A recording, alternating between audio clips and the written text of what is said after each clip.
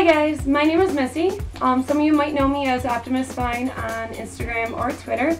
I've been receiving a lot of messages as to what materials I use to build outdoor cat cubbies to help the stray, feral, and lost cats in the neighborhood.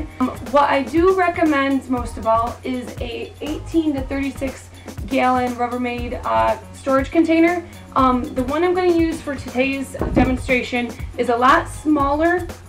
It's just so that it could actually fit in the video. And what I also recommend is insulation board.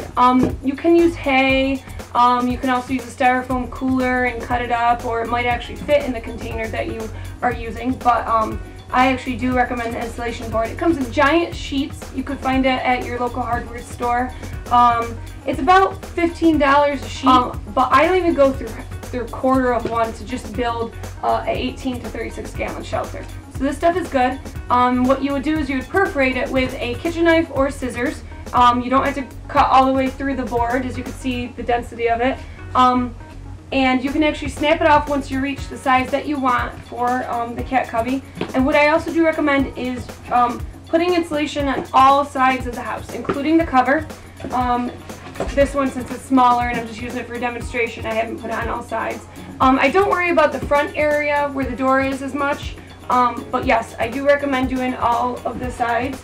And in order to keep the insulation board in place, I use rubber metal duct tape. I have used duct tape in the past before, and it's dried out or hasn't, the temperatures have gotten so cold that it actually doesn't stay adhered to anything. So I do recommend this. It is expensive per roll, so it's okay if you cannot afford it, or if you find an alternative.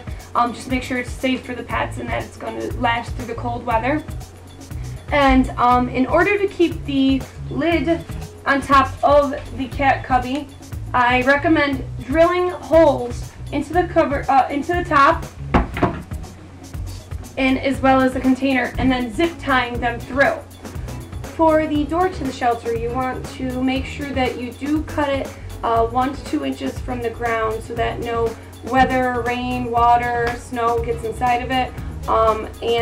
Also make sure that the door is not too big so that dogs or any other animals cannot get in. Also, if you find any flexible, soft, clear, like rubber sheets, you can make a door flap if you'd like. If you notice cats are not using it while you have a door flap, you could take the door flap off and it might actually prevent them from being a little hesitant on going inside. And most importantly, I recommend bedding. You can use old towels, you can use sheets, old curtains I've used before, old blankets.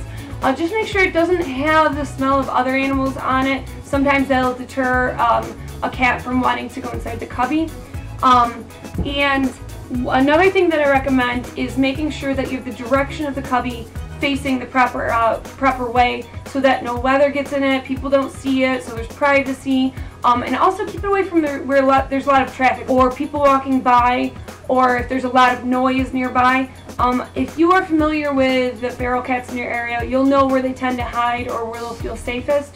Also, like bushes help. I do recommend that you keep the Rubbermaid container either being green or gray, something that blends in or camouflages well with the area.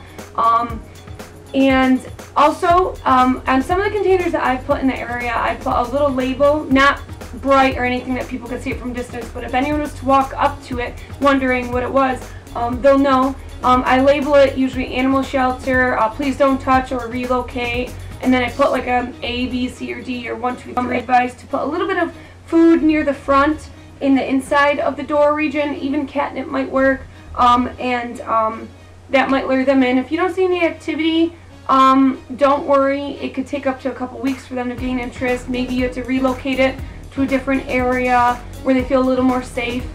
So I thought I'd show you guys that the little cubby that I hadn't even finished yet is cat approved. My cat Choo Choo is in there, enjoying every bit of it.